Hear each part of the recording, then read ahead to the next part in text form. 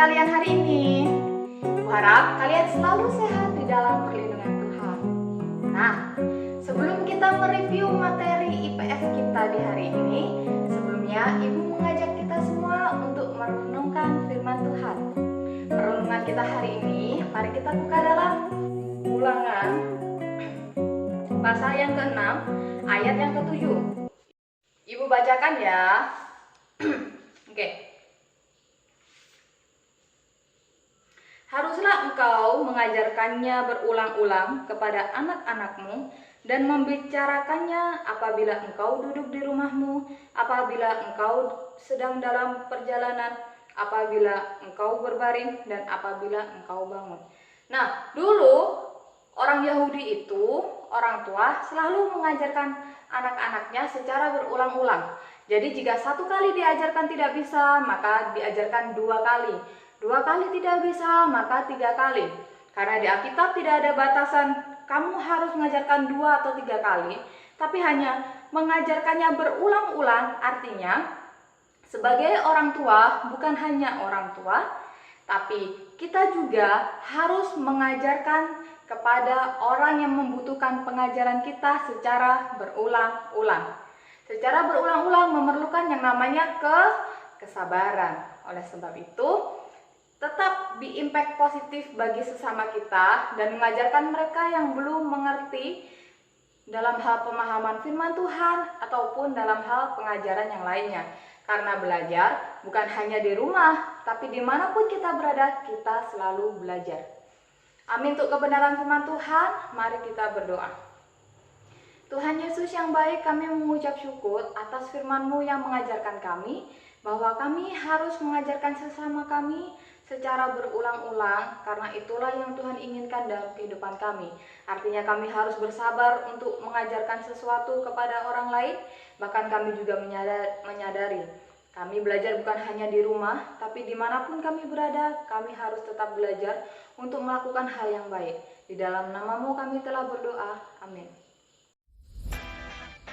Anak-anak, sebelum kita melakukan ujian akhir semester, terlebih dahulu Ibu akan memberikan review bagi kalian untuk pelajaran IPS selama semester genap.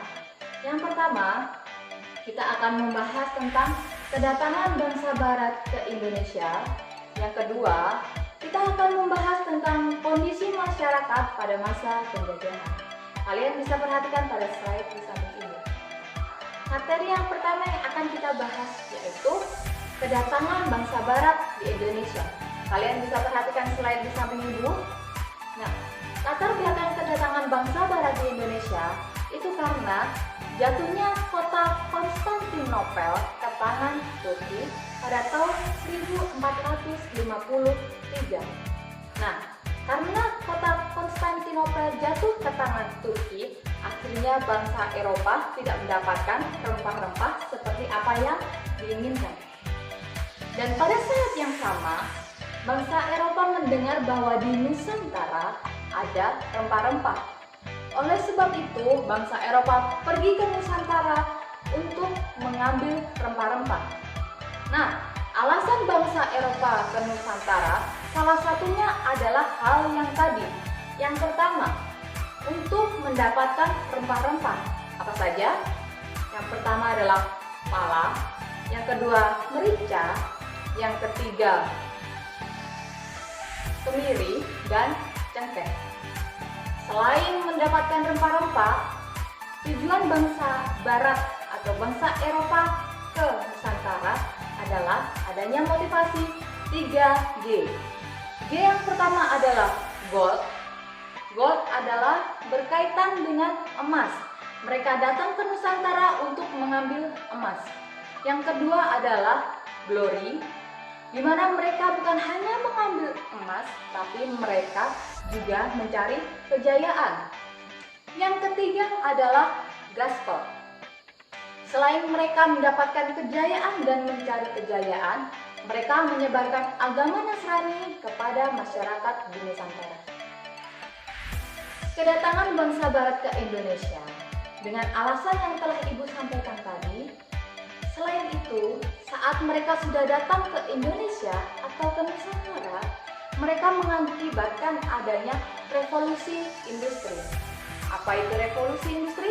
Silakan perhatikan pada slide samping Ibu.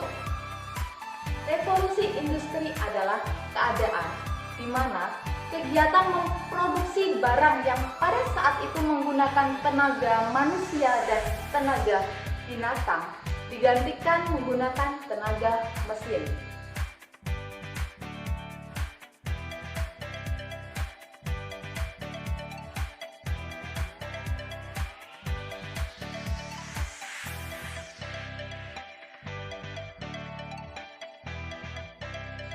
Selain pesawat telepon atau smartphone yang kita gunakan saat ini, pada saat masa revolusi industri juga ditemukan mesin uap.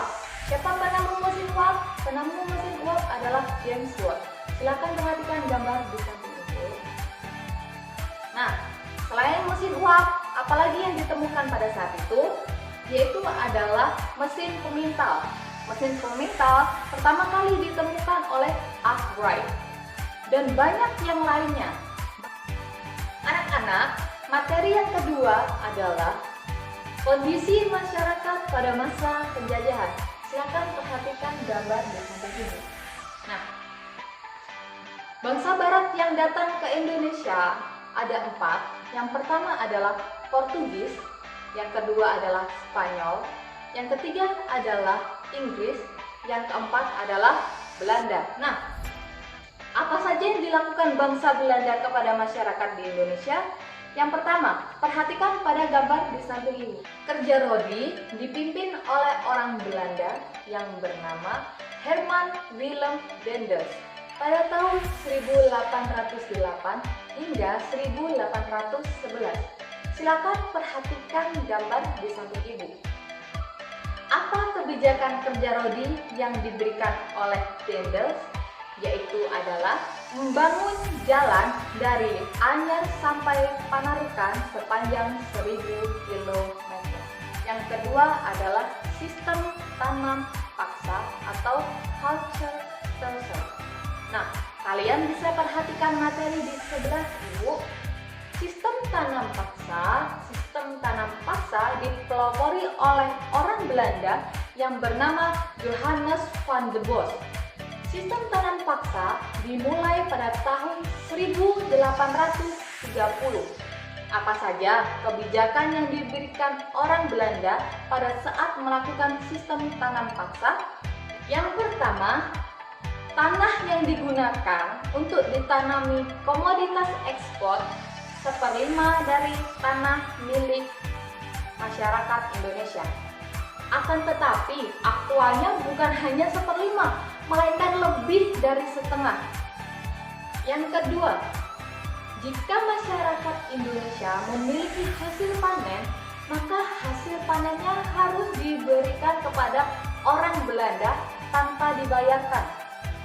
Yang ketiga, waktu kerja lebih dari 66 hari bahkan tanpa mendapat imbalan. Yang keempat, setiap tanah yang digunakan untuk menanami wajib kena pajak. Nah, yang ketiga adalah sistem sewa tanah. Sistem sewa tanah dipelopori oleh Thomas Stamford Raffles. Kebijakan apa saja yang didapatkan masyarakat Indonesia pada saat sistem sewa tanah? Silakan perhatikan slide di samping Ibu. Yang pertama, masyarakat Indonesia harus membayar sewa tanah meskipun itu adalah tanah miliknya sendiri. Yang kedua, harga sewa tanah tergantung dari kondisi tanah. Jika kondisi tanah baik, maka harganya lebih mahal, dan jika kondisi tanah buruk, maka harganya cenderung lebih murah. Yang ketiga, pembayaran sewa tanah harus dengan tunai. Sedangkan yang terakhir, bagi masyarakat yang tidak memiliki tanah harus dikenakan pajak kepala. Pada saat masa penjajahan bangsa Barat di Indonesia, maka ada 10 perlawanan dari daerah yang dilakukan masyarakat Indonesia terhadap Belanda.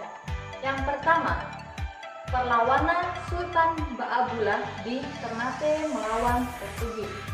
Yang kedua, perlawanan Aceh terhadap Portugis yang dipelopori atau dipimpin oleh Sultan Iskandar Muda. Dan yang ketiga, ketangguhan ayam jantan dari timur yang dipimpin oleh Sultan Hasanuddin. Yang keempat, serangan Mataram terhadap VOC yang dipimpin oleh Tumenggung Baurekso. Yang kelima, Perang Saparua di Ambon yang dipimpin oleh Thomas Matulesi atau biasa kita kenal dengan Kapiten Patimura. Yang keenam adalah Perang Diponegoro yang dipimpin oleh Pangeran Diponegoro. Selanjutnya adalah Perang Aceh terhadap Belanda. Pada saat terjadi Perang Aceh terhadap Belanda, ada 3 tokoh pahlawan yang biasa kita kenal atau familiar. Yang pertama adalah Teku Umar, yang kedua adalah Cut Nyak Din, yang ketiga adalah Cut Nyak Mutia. Nah, selanjutnya adalah Perang Banjar yang terjadi di Kalimantan yang dipelopori oleh Pangeran Antasari. Dan yang terakhir, terjadinya perlawanan di Jagaraga Bali yang dipimpin oleh Raja Buleleng. Nah, anak-anak, dari 10 perlawanan tadi, Ibu akan mengulas kembali salah satu perlawanan daerah terhadap bangsa Barat. Yang akan Ibu bahas yaitu tentang ketangguhan ayam jantan dari timur. Siapa ayam jantan dari timur itu? Benar, dia adalah Sultan Hasanuddin. Mari simak penjelasan berikut ini.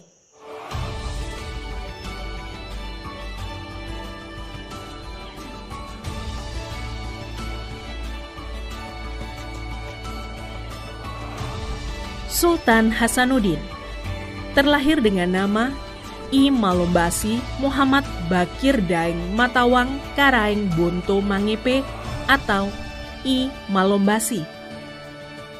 Beliau terlahir di Makassar, Sulawesi Selatan 12 Januari 1631. Sultan Hasanuddin adalah putra kedua dari Sultan Malikus Said, Raja Goa ke-15. Ilmu berpolitik, diplomasi, ilmu pemerintahan, dan ilmu perang dipelajari Hasanuddin ketika ikut mendampingi ayahnya. Beliau dinobatkan menjadi Raja Goa ke-16 dengan gelar Sultan Hasanuddin pada bulan November 1653, menggantikan ayahnya pada saat beliau berusia 22 tahun. Tahun 1666, di bawah pimpinan Laksamana Cornelis Pilman, Belanda berusaha menundukkan kerajaan-kerajaan kecil. Tetapi mereka belum berhasil menundukkan kerajaan Goa. Hingga Belanda menemukan bahwa daerah-daerah di bawah kekuasaan Goa mudah dihasut dan dipecah belah. Tahun 1662, Belanda kembali mengobarkan Perang Saudara. Dan di tahun 1664, Sultan Ternate, Sultan Buton, bahkan Arung Palaka, sahabat Sultan Hasanuddin dari Kerajaan Bone, berhasil disatukan di bawah kendali Belanda menggunakan politik adu domba.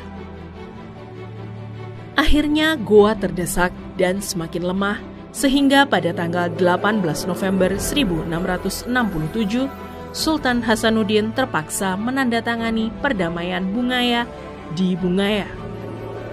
Isi perjanjian Bungaya adalah sebagai berikut.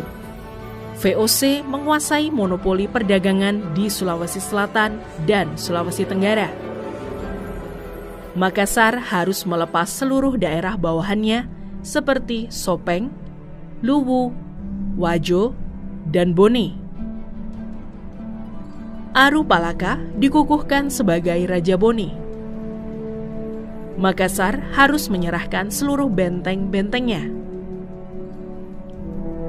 Makassar harus membayar biaya perang dalam bentuk hasil bumi kepada VOC setiap tahun. Perjanjian ini sangat merugikan kerajaan Goa. Karena itu, Sultan Hasanuddin mengadakan perlawanan lagi. Akhirnya, pihak Belanda minta bantuan tentara ke Batavia. Pertempuran kembali pecah di berbagai tempat, dan Sultan Hasanuddin memberikan perlawanan sengit.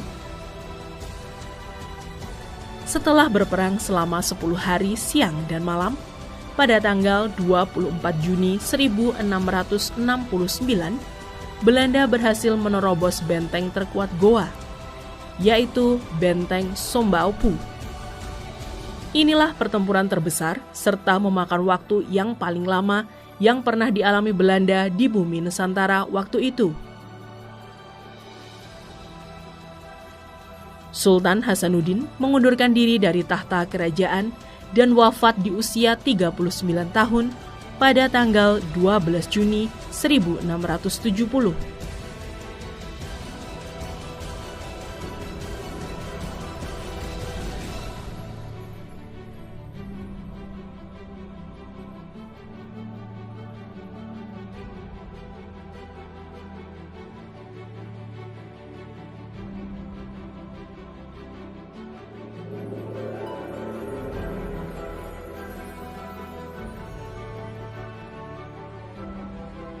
Selain bangsa Indonesia dijajah oleh bangsa Belanda, bangsa Indonesia juga dijajah oleh bangsa Jepang. Pertama kali bangsa Jepang mendarat di Indonesia itu tepatnya di Pulau Kalimantan, yaitu Tarakan.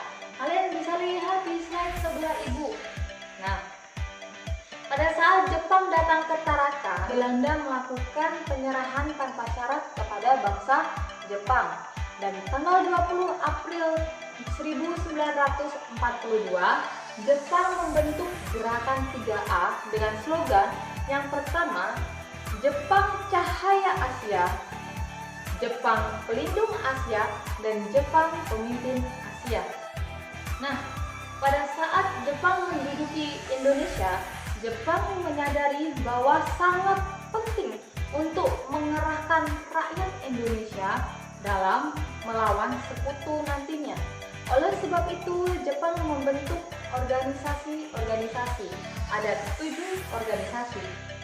Yang pertama, pada tanggal 9 Maret 1943 dibentuk organisasi Seinendan, yaitu Barisan Pemuda.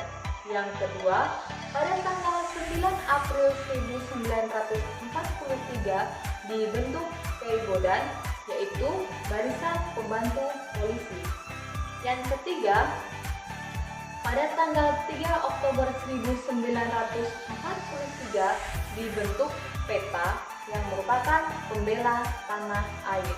Pada tanggal 9 Maret 1943 dibentuk organisasi Putra yang merupakan pusat tenaga rakyat yang dipelopori oleh 4 serangkai, siapa saja? Muhammad Hatta, Ki Hajar Dewantara, Insinyur Soekarno, dan juga Mas Mansur. Nah, yang kelima ada Chuo Sangiin, yang keenam ada Jawa Hokukai, dan yang terakhir ada Mansuni. Akan tetapi di sini Ibu akan membahas 3 latar belakang dan tujuan dibentuknya organisasi Jepang. Yang pertama adalah Seinendan. Tujuan dibentuknya Seinendan adalah sebagai berikut. Nah, pada 9 Maret 1943, Jepang membentuk Seinendan atau Barisan Pemuda. Tujuan dari dibentuknya Seinendan adalah mendidik dan melatih para pemuda agar dapat mempertahankan tanah airnya dengan kekuatan sendiri. Yang kedua adalah Keibodan yang merupakan barisan pembantu polisi, dibentuk dengan tujuan sebagai berikut. Kemudian pada 9 April 1943 dibentuklah Keibodan atau Barisan Pembantu Polisi. Tujuan dibentuknya Keibodan adalah membantu polisi Jepang pada masa penjajahan Jepang di Indonesia. Yang terakhir adalah PETA atau Pembela Tanah Air. Organisasi ini dibentuk dengan tujuan sebagai berikut. Pada 3 Oktober 1943 dibentuklah Tentara Sukarela Pembela Tanah Air atau PETA. Nah, PETA ini dipimpin oleh orang Indonesia yaitu Gatot Mangkupraja. Tujuan dibentuknya PETA adalah memberi latihan militer pemuda Indonesia untuk membantu tentara Jepang menghadapi serangan sekutu. Nah, anak-anak, demikian review pembelajaran IPS kita pada semester 2. Selamat mempersiapkan diri untuk menghadapi ujian akhir semester. Jangan lupa tetap berdoa dan mengandalkan Tuhan, dan jangan lupa juga untuk tetap jaga kesehatan dan tetap semangat. Tuhan Yesus memberkati kita semua.